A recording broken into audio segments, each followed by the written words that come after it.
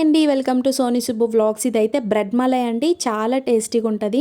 రస్మలై ఎలా ఉంటుందో కొంచెం కొంచెం అలా ఉంటుంది అనమాట. ప్రాసెస్లోకి అయితే వెళ్ళిపోదాం. ఫస్ట్ అయితే ఒక ప్యాన్ తీసుకొని దాంట్లో ఒక హాఫ్ లీటర్ పాలు, మీకు హాఫ్ లీటర్ అయితే పర్వాలేదు, పావు లీటర్ అయినా పర్వాలేదు, బట్ బాగా దగ్గరగా అవ్వాలన్నమాట. థిక్ కన్సిస్టెన్సీ వచ్చేంత వరకు పాలు అయితే ఇంకించుకోవాలి. సో కొంచెం ఎక్కువే పడతాయి. నేనైతే ఒక హాఫ్ లీటర్ పాలు అయితే తీసుకున్నాను.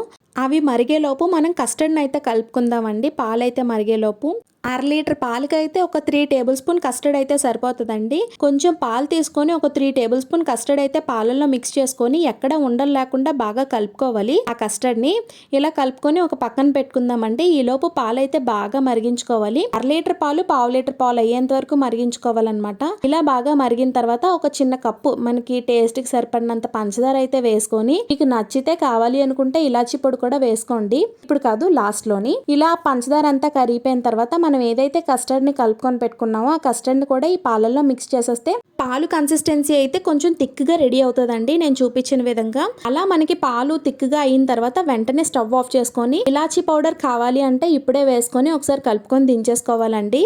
ఇప్పుడు మనం బ్రెడ్ మధ్యలో పెట్టడానికి కోవాని అయితే రెడీ చేసుకుందాము. ఒక ప్యాన్ తీసుకొని దాంట్లో కొంచెం బటర్ గానీ నెయ్యి గానీ ఏదైతే అది వేసుకొని, నేనైతే బటర్ వేసుకున్నాను. పాల్ పౌడర్ ఉంటది కదండి, పాల్ పౌడర్ కూడా ఆ బటర్ లో పాల్ పౌడర్ వేసి బాగా కొంచెం ఫ్రై చేసుకొని దాంట్లో కొంచెం పాలు వేసేయండి. పాలు వేసి ఆ పాలు ఇంకా పాల పొడి కలిసేటట్టు బాగా కలుపుకోవాలి. ఎక్కడ ఉండకూడదు. ఉండలేకుండా రెండింటిని బాగా కలుపుకొని మనకి కన్సిస్టెన్సీ కొంచెం థిక్ గా, అంటే బ్రెడ్ మీద స్ప్రెడ్ చేసుకోవడానికి పీనట్ బటర్ ఇలాంటివి ఉంటాయి కదండి, ఆ కన్సిస్టెన్సీలో వచ్చేంత వరకు మనం ఉడికించుకోవాలన్నమాట ఈ పాల పిండిని అయితే. ఇందులో కూడా మీకు కావాలనుకుంటే కొంచెం ఇలాచీ పౌడర్ అయితే వేసుకోవచ్చు. నేనైతే వేసుకోలేదు. చూసారు కదా, మనకి థిక్ గా అయితే అయిపోయింది. ఇప్పుడు దాంట్లో సరిపడినంత షుగర్ అయితే వేసుకోండి. నాకైతే ఒక టేబుల్ స్పూన్ షుగరే పడ్డది. ఆ టేబుల్ స్పూన్ షుగర్ అయితే వేసేసి బాగా షుగర్ కలిసేంత వరకు బాగా కలుపుకొని కిందకి దించేసుకొని చల్లారబెట్టుకోండి. ఇప్పుడు మనం బ్రెడ్ పీసెస్ అయితే తీసుకుందాము. మనం తీసుకున్న బ్రెడ్ పీసెస్ అన్నిటికీ సైడ్స్ అయితే కట్ చేసేయండి, నేను చూపిస్తున్న విధంగా. ఇలా సైడ్స్ అయితే కట్ చేసేసుకొని మనకి కావాల్సిన షేప్ లో అయితే తీసుకోవాలన్నమాట బ్రెడ్ ని. నేనైతే శాండ్విచ్ షేప్ లో తీసుకున్నానండి, అంటే ట్రయాంగిల్ షేప్ లో తీసుకున్నాను అనమాట నేను తీసుకున్న బ్రెడ్ నైతే. ఆ ట్రయాంగిల్ షేప్లో బ్రెడ్ పీస్ని తీసుకొని ఒక పీస్ తీసుకొని దానికి మనం ఏదైతే కోవా రెడీ చేసుకున్నామో ఆ కోవాని అయితే వేసుకొని బాగా స్ప్రెడ్ చేసుకోవాలి. మనం బటర్ కానీ కిసాన్ జామ్ కానీ మనం స్ప్రెడ్ చేస్తాం కదా, అలా స్ప్రెడ్ చేసేసుకొని దీనిపైన ఇంకొక లేయర్, ఇంకొక బ్రెడ్ పీస్ని అయితే వేసేసి పక్కన పెట్టుకోవాలి. అలా మనం తీసుకున్న బ్రెడ్ పీసులు అన్నిటికీ ఇలా కోవా అయితే స్ప్రెడ్ చేసుకొని పక్కన పెట్టుకోవాలండి.